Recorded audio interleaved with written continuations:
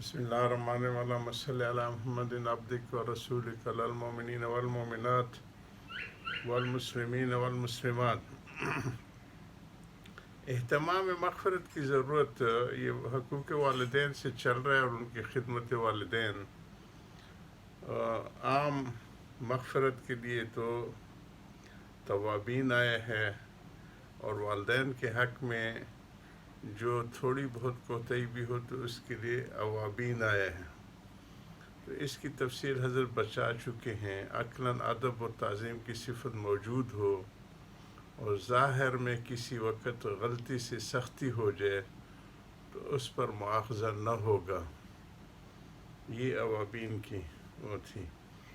تیسرا شخص جس پر حضور صلی اللہ علیہ وسلم نے بد دعا فرمائی وہ ہے جس نے رمضان کا بابرکت زمانہ پایا اور گناہوں سے اپنی مغفرت نہ کرائی۔ یہی جز مجھے زیادہ مقصود ہے کہ اس میں رسول اللہ صلی اللہ علیہ وسلم ان لوگوں پر وعید فرمائی ہے جو رمضان میں بھی اپنی مغفرت کا سامان نہ کریں۔ صاحبہ اب رمضان ختم ہو چکا ہے، حضرت کے وقت ختم ہونے والا، کیونکہ آج 30 تاریخ ہے۔ آج تو ہم ذی الحجہ بھی ختم کر چکے، نہ معلوم اب تک ہم نے اس کو کس حالت میں گزارا۔ اب یہ تھوڑا سا وقت باقی ہے، اس کو غنیمت سمجھنا چاہیے۔ اس میں بھی اگر ہم اپنی اصلاح کر لیں تو سرخرو ہو سکتے ہیں۔ تو حق تعالیٰ کی شان یہ ہے، گر خشم گیرد بکردار زشت چو باز آمدی ماجرا و در نوشت، کہ بندہ گناہ کر کے جس وقت بھی رجوع کرنا چاہے اس وقت سب قصہ ختم کر دیتے ہیں اور توبہ قبول کر لیتے ہیں۔ بس ہم کو سب گناہوں سے اس وقت دل سے توبہ کر لینی چاہیے، جس کی حقیقت یہ ہے کہ گزشتہ گناہوں پر ندامت اور معذرت ظاہر کریں اور جو حقوق واجب الادا ہیں فی المال ان کو ادا کا عزم کر لیں اور پھر معال ان کا ادا کے اہتمام کریں، فی المال، اور آئندہ کے لیے گناہوں سے بچنے کے ارادہ کریں۔ اب میں تیسری حدیث پڑھتا ہوں جس کو ایک تفسیر پر لتکبر اللہ ما ہداکم سے مناسبت ہے۔ اس کے راوی غالباً حضرت انس رستران ہیں اور مخرج بہقی ہیں۔ رسول صلی اللہ علیہ وسلم فرماتے ہیں کہ جب رمضان ختم ہو جاتا ہے اس وقت حق تعالی شان و ملائکہ سے فرماتے ہیں۔ یہ ہم رمضان کے فضائل میں تفصیل سے کر چکے ہیں، آئے ہیں، اور چونکہ شروع ہی ہم نے اس کو 15 شوال سے کیا تھا، پھر رمضان کے فضائل حضرت شیخ کی کتاب سے، اسی طرح پھر حج شروع ہو گیا، فضائل حج کا حصہ، تو اس وجہ سے حضرت کی وہ رمضان والی باتیں جو 30 ذی الحجہ کو فرمائی تھی وہی چل رہی ہیں اس میں، لیکن مقرر بار بار دہرانے سے تازگی ہوتی ہے، اور توبہ استغفار کا دروازہ تو 24 گھنٹے کھلا ہوا ہے، اس کے لیے ہر وقت وہ کریں، کوشش کریں۔ تو اس حدیث میں فرشتوں بتلاؤ اس مزدور کی مزدوری کیا ہونا چاہیے جس نے اپنا کام پورا کر لیا۔ وہ عرض کرتے ہیں کہ خداوند نے اس کو پوری مزدوری ملنا چاہیے۔ اس طرح اس پر حق تعالی شان فرماتے ہیں کہ میرے بندوں اور بندیوں نے اپنے فرض روزے اور اب تو حج بھی ہے پورے کر لیے، اب وہ تکبیر و ثنا پکارتے ہوئے نکلے ہیں، گواہ رہو کہ بخش دیا۔ یہ عید کی رات کی لیلۃ الجائزہ کی روایت حضرت لے آئے ہیں۔ رسول صلی اللہ علیہ وسلم فرماتے ہیں کہ پھر سب عیدگاہ کی نمازی بخشے لوٹتے ہیں اور حق تعالیٰ ان کے گناہوں کو نیکیوں سے بدل دیتے ہیں۔ یہ وقت کل کو آنے والا ہے. اب تو ہمارے سامنے 2 وقت ہیں. ایک تو یہ رمضان کا حصہ ہے جو بہت کم رہ گیا، اس میں سامان مغفرت نہ کرنے پر تو وعید ہے، اس لیے ہم کو اس کا حق ادا کرنا چاہیے. اور اس میں توبہ استغفار و عزم و طاعت سے مغفرت نہ کرنے پر تو وعید ہے، اس لیے ہم کو اس کا حق ادا کرنا چاہیے. اس میں توبہ استغفار عزم و طاعت کا مستحق ہو جانا چاہیے.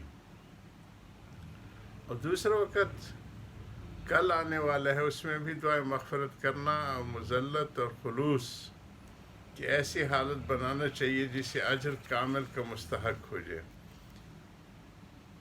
اب میں اس حدیث کے متعلق چند ضروری باتیں عرض کر کے بیان کو ختم کرنا چاہتا ہوں. اس حدیث پر ایک شبہ ہوتا ہے کہ اس میں ان عبادی وارد ہوئے، اور ظاہر یہ ہے کہ خرجو کا مرجع عبادی و امائی میرے بندے اور بندیے دونوں ہیں، تو اس سے عورتوں کا بھی عیدگاہ کی طرف نکلنا ثابت ہوا. جواب یہ کہ ہاں، اصل تو یہی ہے کہ عورتیں بھی عیدگاہ میں جائیں. چنانچہ حضور صلی اللہ علیہ وسلم زمانے میں عورتیں عیدگاہ میں جاتی تھیں، مگر اب فتنے کی وجہ سے ان کو روک دیا گیا ہے، کیونکہ اتنے بڑے مجمع میں ان کا نکلنا فتنے سے خالی نہیں. مگر نماز عید کا جو ثواب حدیث میں مذکور ہے وہ عورتوں کو بھی ملے گا، کیونکہ شرعی قاعدہ ہے کہ جو عمل کسی عذر کی وجہ سے نہ ہو سکے اس کا اجر ساقط نہیں ہوتا.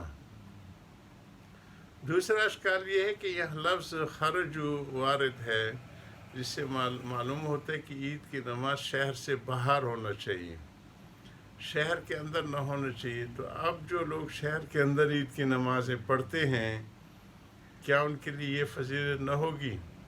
اس کا بھی یہی جواب ہے کہ اگر شہر میں عید کی نماز بلا عذر پڑھی جاتی ہے تو یہ خلاف سنت ہے، اور اگر بعذر ہے تو ان کو بھی وہی ثواب ملے گا جو شہر سے باہر پڑھنے میں ملتا ہے. اور ان کا عدم خروج اگر کسی کے بے راہی سے ہے تو اس کا وبال ان لوگوں پر ہوگا جن کی وجہ سے یہ لوگ خروج سے معذور ہیں. اور اگر حدیث میں خروج من البیت مراد ہے تو یہ تو ہر حال میں متحقق ہے. تیسرا، اس حدیث میں خرجو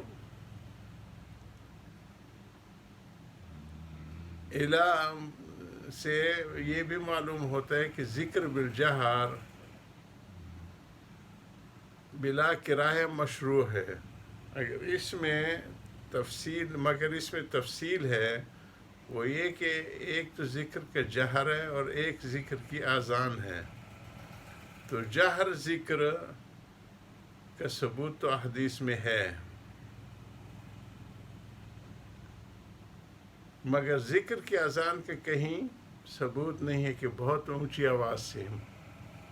یہ لطیفہ نواب صدیق حسن خان صاحب کے صاحبزادے نور الحسن صاحب نے فرمایا تھا، ایک بار وہ کسی مسجد میں مغرب کی نماز پڑھ رہے تھے، جب امام نے ولدالدین کہا تو غیر مقلدین نے بڑے زور سے آمین کہی. نواب صاحب کے بیٹے بھی موجود تھے. جب وہ نماز سے فارغ ہوئے تو ان چلانے والوں کو بلایا اور اپنے دل میں خوش ہوتے ہوں گے کہ نواب صاحب بھی ہم ہی جیسے ہوں گے. ان کو اپنا جہر پسند ہوا ہوگا، ضرور کچھ انعام دے گی. جب یہ قریب پہنچے تو ایک چست رسید کی تھپڑ اور کہا کہ امین بالجہر تو حدیث میں آتی ہے، مگر امین کی اذان کون سی حدیث میں آتی ہے؟ واقعی بعض لوگ اتنے زور سے امین کہتے ہیں جیسے لڑ رہے ہوں. ہمارے سب سے چھوٹے بھائی جن کو ہم نے عربی پڑھائی تھی، وہ ایک دفعہ کنوج ایک شہر کا نام ہے وہاں کے، میرے ساتھ گئے. وہاں جمعے کی نماز میں کچھ غیر مقلد بھی شریک تھے. انہوں نے آواز ملا کر اتنے زور سے امین کہی کہ سننے والوں کو تواش ہوتا تھا. نماز کے بعد میرے بھائی کہنے لگے کہ آمین تو دعا ہے، اور دعا خاص لب و لہجے عاجزی اور نیازمندی کا ہوتا ہے، جس کا ان لوگوں میں پتہ بھی نہیں، ان کے لہجے سے تو دعا کی شان نہیں معلوم ہوتی۔ یہ بات مجھے بہت پسند آئی۔ واقعی اس میں جہر شدید کیے ممنوع ہونے کی یہی بات کافی ہے کہ اس میں دعا کا لہجہ نہیں ہوتا۔ اسی کو جار رکھیں۔ آخر دعوانا الحمدللہ رب العالمین۔